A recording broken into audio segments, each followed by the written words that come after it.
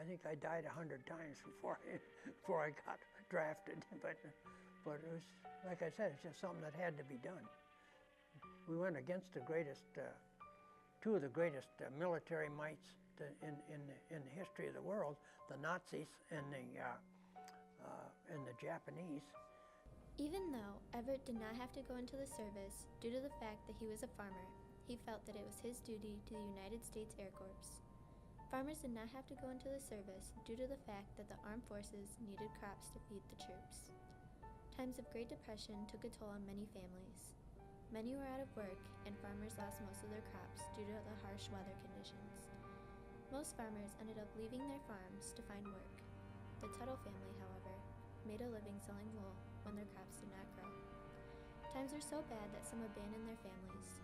Many older children who did not want their families to worry about feeding them left to find their own lives. They rode freight trains to travel across America. Everett, on the other hand, was born to an unwed mother and put right into an orphanage. Later on, he was adopted by Mr. and Mrs. Tuttle. He grew up in Mulhall, North Dakota, 10 miles from the Canadian border. My dad and mother came up there in the early 1900s, and he was a farmer and rancher. We brought up horses and cattle and sheep, and that's where we made our living. When the average income dropped by 40% from 1929 to 1932, many families struggled to make ends meet, not knowing how they would take care of their children, let alone have enough food for everyone in their household. Thousands of families were left homeless. Many families camped out on the Great Lawn of Central Park in New York City, while others lived in shanty towns. Street vendors walked the streets of New York City trying to sell apples. President Herbert Hoover's name became compatible with the hardships. New comic strips such as Superman, Flash Gordon, and Dick Tracy came out to keep children entertained. Due to the dust and drought, farmers lost most of their crops and animals. We had our usual winters, and we went through the Depression and the drought, and you put a field of wheat in, and the grasshoppers take it one year, drought would come the next year. And then the next year would be another dust storms coming up from Oklahoma. And big old Russian thistles, them tumbleweeds, they'd start rolling. They're just fields of them. If you had two doors, you could open one, let it run, open the other, and go right through the house, There's no electricity, no running water, or anything like that. So you were just almost like pioneers, almost. You got a pair of overalls when you went to school. And I remember the first day in school, I got in a good fight, and I tore up one. Well, I lost a hell of a fight when I got home. My mother got a hold of me, I'll tell you that. So if I got in a fight, I ended it early with him. So he was brought up fighting. If you lived during the Great Depression, you grew up fighting. You fought to stay alive, to find food, and to support your family. Children cannot usually get new toys or clothes, so they found ways to entertain themselves and make their clothes last as long as possible. You still take care of everything you got, because that's probably the last thing, So you had a suit, you took it off when you come home from a social event, hung it up, because that was the only suit you got, for another year or two till you outgrew one. Depression there, sometimes we got, they shipped in apples, and we'd get a big box of apples and stuff, And then we salvaged enough wheat that we would take it, my dad and our neighbor there, and they would take it to the mill, and they would grind it up, and they'd bring back so many bags, 100-pound bags of flour. So I took you through to just about spring in there. Honolulu, Hawaii, December 7th, 1941. Just before 8 a.m., the Japanese attacked Pearl Harbor, leaving behind complete devastation. All 8 of the United States Pacific Fleet battleships and 350 aircraft were damaged or destroyed, but all of America's aircraft carriers were left untouched. Among the sunken ships was the USS Arizona. It was a complete loss, and it now lies at the bottom of Pearl Harbor. Within a few days, Germany and Italy declared war on the United States. Americans flooded recruiting offices to try to join the armed forces. Even before President Franklin Delano Roosevelt made his Day of Infamy speech on December 8, 1941, asking Congress to declare war on Japan. Everett, almost 19 at the time, was one of them. But by the time he got there, they did not have enough uniforms, and he did not get called until he was 20 years old. I just started in Teachers College at Minot, North Dakota. This old tough-o, he's a tough old bruiser. I didn't want to tangle with him. He said, "Your butt will be out of here soon." I said, "Why?" He said, "The Japs just bombed Pearl Harbor." And I said, "Oh, God, they did?" And then I went in, we listened to it in the radio. So then there's no sense going to college. Many Americans were so outraged when they heard that Pearl Harbor was bombed by the Japanese that they decided to drop whatever they were doing to fight in the war. They wanted to fight against the Axis powers, which were Germany, Italy, and Japan, and make the United States a safer place again. We all wanted to join right away, and they said no, they didn't have enough uniforms and stuff or guns and stuff. Wait till we were called. So I didn't get called till I was 20. I was 18, almost 19 then. So I didn't get called till I was 20 years old. The thing that stopped the Japs more than anything else, they didn't know what the personal armament was of the Americans. I had my first rifle when I was 11 years old and took care of it and hunted jackrabbits and weasels and stuff to get my spending money, you know, on that. So everybody had guns, and a lot of them had a lot of guns. I didn't. I had a 12-gauge shotgun and a 22 rifle. That's all I had. But they all had guns. But the whole country just banded together. Many Americans became outraged after Pearl Harbor was bombed by the Japanese. They joined the Army. Shortly after, they left for training. I started in basic training in Denver, Colorado. And I was in there for 3 months for training, and then they started shipping guys out, and they lost my records, and I kept standing there doing KP, guard duty, everything. Finally, they sent me back down to Keesler Field, Mississippi, and that was the engineering school. And I started in that, and I realized that I'm not mechanically minded. I could tie my shoes and that's it, you know. So I didn't want to have the responsibility of the plane and the crew. So I deliberately washed out of there. So then I went into, I thought, well, good. I spent the winter down there on Mississippi, you know, and got to go to New Orleans. And first time I was down there, we had a pass. We went into town. They had a sign on the docks out there: "Soldiers and dogs keep off." They didn't like the soldiers. They like the Navy guys didn't like the soldiers. But then I went to Laredo, Texas, and it was in the summer down there, and it was really hot. It was you're right down there, and you're right in the desert there, and the heat was so bad that when you went up in them on our training missions, we'd shoot up targets down there for training with our machine guns. And I got bored of that, so they'd have target number 9 come up, and they'd have big planks on there, so we'd shoot them up, you know, and then shoot the other targets up. If they wanted to prosecute us, they could have, because all our bullets, like that day maybe I had blue nose painted on all my bullets, so they could count the hits, you know, and that. But on basic training, I trained with the carbine. It was a nice little gun to shoot with, and I shot the Thompson submachine gun. And we had a lieutenant there. He's a big, heavy-set guy. He put on a show for us. He'd take the Thompson submachine gun, put it on his chin, and shoot the whole round off on his chin. It was something to see. Watch him do that. When Great Britain requested to move prisoners of war to the United States government first resisted the idea. They feared that housing the prisoners of war would cause security problems and heighten the fears of Americans at home. The United States finally agreed when they found a way to relieve the citizens' fears. Prisoners of war would be housed in military installations and federal facilities. One of the facilities that they were held at was Camp Grant. Upon arrival, the prisoners of war had to get their fingerprints taken, fill out personal information cards, and they were stripped of their clothing. They were given green uniforms with PW on the sleeves, one pant leg, and a hat to be easily identified.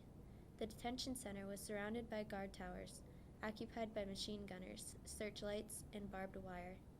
Their barracks included an office, a kitchen, and sleeping quarters. There was also medical care provided for them and a recreational center. There was an estimated 2,500 prisoners of war at Camp Grant. The detention center was closed in 1946, and all prisoners of war returned to their homeland. Now the Nazis out here at Camp Grant, them guys, they drilled in the morning, you know, and even though they were prisoners of war, for God's sake, they put a fear in you watching them march out there and stuff. And a lot of them, you know, they worked in the Rochelle and in the vegetable places down there, canneries. They come back, you know, they liked it so well. Two prisoners of war missed a damn bus, and they hitchhiked back to Camp Grant. We had them in our barracks and everything. They like I said, we got to know them, and they were guys just like you and I. Then they took them, put them in their mess halls, and these guys, they'd steal ice cream and bring it back to me and the tech sergeant that run the 6 barracks that we had for deporting everybody out on there. People get along, governments don't, you know. Before Everett could go overseas, he had to leave Camp Grant and go to the last training. We went to Casper, Wyoming. That was your last training before overseas. And that was kind of tough. We had a buddy crew that we had trained with, and we knew them, and we was going to go up on training missions the next morning. So we all went to the movie show together, us enlisted men, you know. There was just 12 of us all together. And when they come in for a landing, they hit the telegraph wires, or the electric wires, and the plane exploded. It's our first experience. I lost the whole crew. That was the first day out. We weren't even there yet. Everett was a member of the 461st Bomb Group of the 765th Bomb Squadron. He was a nose turret gunner in the B-24 Liberator. These gunners had the most frightening view of the bomb run. They were at the front of the plane and in front of the pilots. The B-24 Liberator was recognized as being important in destroying the German U-boat fleet. Flying was usually very cold. The nose turret and fuselage did not have a tight fit, therefore cold air blew in through the gaps. Sometimes it was even 30 below in the cabin. Because of high altitudes, the crew would have to wear electric flight suits. These were used to keep warm since the cabins were not pressurized. You're so lonesome and stuff up there, sometimes I turn around and look, I think, you don't suppose you're the only guy in this war alone, do you? Look, just to see the pilot and co-pilot back of me. But then the guys would holler from the back and the front, "What's it like up there?" I said, "You don't want to know." And they said, "Don't." I said, "Well, you could, at Vienna," I said, "you can get out and walk on that flak if you want to. But you could smell the stuff." I don't know what they were shooting up there, but they could smell the stuff. The smell was from the smoke or the flak, also known as anti-aircraft gunfire.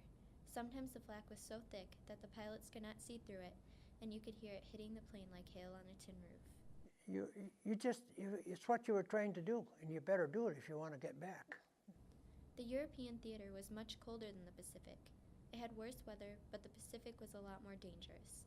The casualties in the European theater were far greater because of the greater numbers sent there. The chance of surviving the Pacific was far less. Geez, I hate to think of flying over that Pacific and on them bombing missions.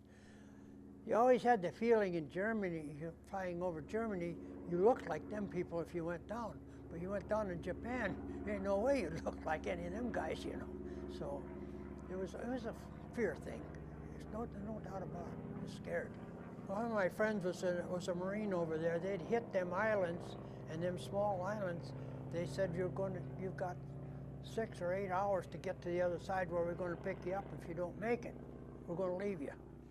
But they had island after island, and then these guys, another friend, he was on Guadalcanal, and he was overrun. He had 4 bayonet wounds in his stomach. So these guys they were just fanatics, you know. They wouldn't surrender, so you had to kill them. That's all them guys could do over there was kill them, you know. And sometimes they tell me someone took them prisoner, you know. The lieutenant told him, "Well, that's yours. You got to feed him. You got to do this or that." So I tell you, they take him for a little walk out in the jungle there, you know, to relieve themselves of their responsibility. The P-38 served in all theaters of the war. It was an effective fighter and was modified to be an effective night fighter and an excellent strike or attack aircraft. The P-38 also made its crew members feel safer because of its distinctive profile approaching. It had 4 50 caliber machine guns and was tested to reach speeds in excess of 400 miles per hour. It was also capable of carrying an additional 4,000 pounds of bombs or weapons and 1,000 gallons of fuel with external tanks. It could reach a ceiling of 40,000 feet. But the first few missions we had the P-38s. Those guys were great. They went down and strafed first before we made the bomb run, and then they'd strafe afterwards. We'd peel off after the bomb run, either left or right. And then the ICAC would miss us. The Russians, I went over Vienna twice and come back, and the Russians, they got about 1,000 flak guns out of there, because we would go up on the Danube like we was going to fool them, and they turn around, they come right down the Danube, and they was just sitting there waiting for us, They just sit there waiting for us, and they were. I tell you, it was terrific. When you are in the plane, many things can go wrong, and the only thing you are able to do to have a chance of surviving is bailing out. And then we head into Augsburg, Germany, and we really was careful there because they had a gentleman's agreement. If a bomber was hit and guys were going to bail out, they'd drop their landing gear. And then the Germans, they'd let you bail out. They'd probably shoot you on the way down, but they let you bail out, So this happened to our 765th Bomb Squadron, and that was the one I was in. So, but these guys before us, they dropped their landing gear to surrender, and they backed off. They quit shooting at them. So then the guys from the waist hollered up and said, "Hey, the fire went out. What do we do now?" The lieutenant says, "I'm going to retract the landing gear, and you guys start shooting." So they did. And they shot down 5 of the Goring 6 yellow-nosed fighter pilots, which was the pride and joy of Luftwaffe there. But then what they would do every time we would go up into Germany, them suckers would fly right over everyone until they found our tail markings, and then they'd hit the 765th one. So, but they didn't come up that day, so we got by. I got back. I didn't think I was coming back anyhow. Before every mission, I just packed stuff, put it in my flight bag to send home to my mother and dad. Operation Torch was the name of the invasion given to the Allied invasion of North Africa in November 1942. The Allies used North Africa to attack the Axis. They would move up the soft underbelly of Europe and invade Sicily. Even to Marrakech, North Africa. We got to Marrakech, North Africa, and we stayed in a French Foreign Legion post. And it was an amazing thing. They had a big fountain, looked like the Taj Mahal or something, and then they had the walls, they drank the wine, they didn't drink the water. So they break the bottles off and the glass, and they put them in the cement walls when they were building them. So the Arabs, they would steal everything they could, and they'd climb them walls. So by the time they got to the top of the wall, they were all blood. They couldn't do anything. They'd drop off, But they had glass in all them walls around them. And then we stayed there just one night, and we was out there in tents, and as soon as it got dark, them guys would run through the camp about this high, grab anything they could, See, we'd won in North Africa, and we was pushing them up through Patens, and then pushing them up through Italy and there. So we went there because we would bomb in northern Italy, we'd bomb in Japan, in northern Italy, we'd bomb in Austria, we'd bomb in Germany, and in Czechoslovakia. And one of the things this major that was in charge of our outfit, that my pilot, I was telling you, flew the weather ship, they went down in Russian territory, and they didn't get back. The Russians, they landed at a Russian field. It was about like a wheat field or something, and they was there about 6 weeks before they got back, or 4 weeks. But they get back and they get to Yugoslavia. See, we liked Marshal Tito because he was communist, but us guys, he'd get us all back, you know, because I think the government paid him so much ahead for every one of us guys he got back in time. So they'd hide us through the mountains and bring us back if we went down. So we like Marshal Tito.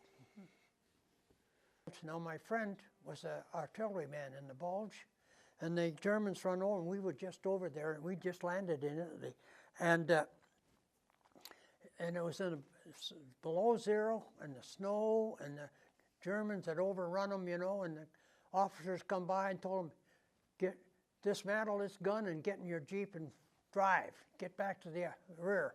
So they dismantled the gun, and the 4 or 5 guys, whoever was on that manning that gun, they were driving along in this blizzard snow, and they hooked on. Boy, one of the guys tapped my buddy Rolly on the shoulder, said, "Rolly, you hooked onto a German convoy." Well, he whipped that thing over on the next road, and he was gone. But it was a lot of crazy stories. But those guys, I tell you, those infantry guys, I tell you, they were tough, and them airborne guys, they were tough. Them Air Force, them airborne paratroopers, they were really tough guys. You'd soldier with them any day, fellas. Yeah, God, you had the mud and the snow and the sleet, and you had the mountains and the hills, you know, all the time. Them guys like. We went into Newfoundland, Gander Field, Newfoundland. The funny thing about that was there was nothing but a blizzard up there when we got there. And it was so bad we had to put these canvas around the nacelles of our engines. And me and the engineer gunner, I was assistant engineer there because I knew something about it. Well, I only weigh 122 pounds, so he had to sit on me because I held over the wings so I could snap all them on and get them on. So we was there about 3 days or so. But then we found out when we took off, it was a big lake. And they took off and over it in a heck of a downdraft. And we lost a crew there, went into the lake and killed. And then we found out that the Germans in 1929 built that airfield for Canada. So then from there we went into the Azore Islands. And that was an experience. It was all rocks in there, you know, and they had all the rocks, they made fences out of them, the peasants did. And all them peasants, they went barefooted. And their feet were about this wide. I think none of them had any shoes or nothing, you know. But one thing they did do, they made the best champagne in the world there in the Azores on the grapes. So we all bought a bottle of that. The pilot and the co-pilot, they was going to get married and they got back. So they was going to, they saved theirs.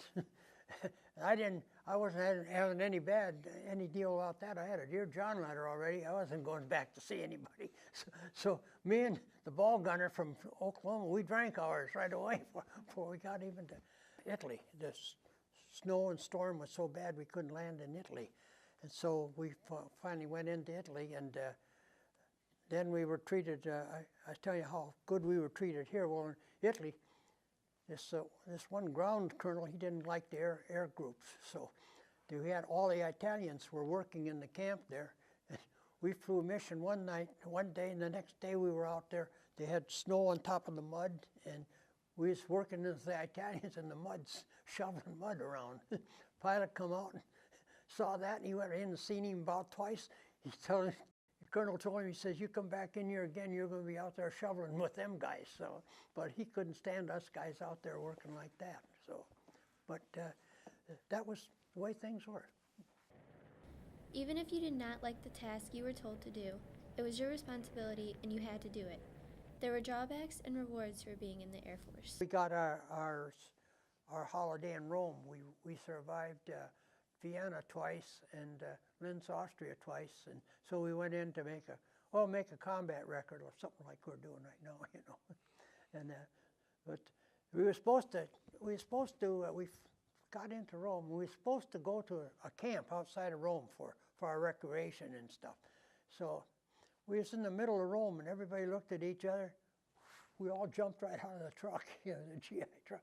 And some Italian lady was there renting us rooms, you know, so we rented a room. So I never did know what that camp looked like. We got back just in time to get on the airplane and get back to camp. broke, hungry, tired. Flying over storms was a difficult task, especially when you had to carry bombs. There was decreased visibility, and many times this resulted in canceled rates. We couldn't land in the place in Brazil. We had to go 180 miles north of where we were supposed to. We landed in Natal, Brazil, and it was overnight there. Then the next day we went on over, and we flew over another storm off of the Amazon, and that thing is wide. I thought it was the ocean, you know, it was so wide. And there was a C-47 flying with a bunch of the infantry guys with. They got hit with lightning, and all of them were in the hospital and stuff because they were all being banged up from flying around inside that plane because there's no cushions or anything. So then we got to British Guiana, and I told the engine, I told the ball guy, I said, we ain't going to make it. We got through the war. I said, we ain't going to make it back. He said, oh yeah. He said, we will, we will. He's always cheer you up and that. There'd be 500-pound bombs on this side, 500-pound bombs on that. Then we had the 1,000-pound bombs. We'd only carry 5. We wouldn't carry 10. Wasn't room. But I didn't think we was ever going to get to the end of that runway and get in the air. I thought, oh my God, where's that runway going to end up? Every month, soldiers were given a paper to say what else was happening in other parts of the war. At our headquarters down there in Tucson, we had a paper they put out every month or every other month, and guys would write in, and the pilot, he would mimeograph them off or Xerox off to me and send them to me to read. The military now is very different from the military in World War II. Military now is better equipped, they're better trained, the men are bigger men. I think we got a great military. I think we got a great military, and I just hope to God that, I just feel sorry when I see them, guys with amputees, you know, going over these bombs that are on the roads and stuff like that, you know. Man, I tell you. With all the improvements in our military now, we need to find ways to improve the generation. And each generation's going to find a time they have to adjust their lives. And it's going to be tough. You can do it, though. If we did it, you guys can do it. There's no doubt in my mind.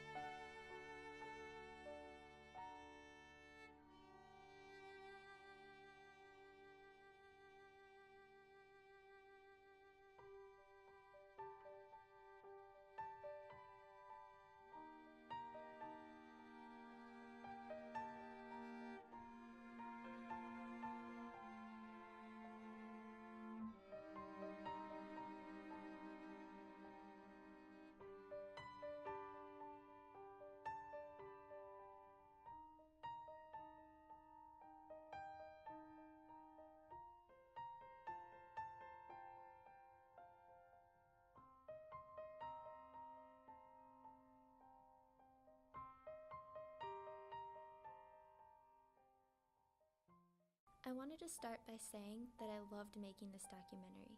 Although it was stressful at times, I really enjoyed it. Even before I started this project, I had a respect for our veterans. As the year went on, my respect grew. I now have an even greater respect for them. I never really thought this class would have this much of an impact on me. Coming in every day and working with Everett's story made me closer to him. I started looking up to him and realized that he is truly a hero.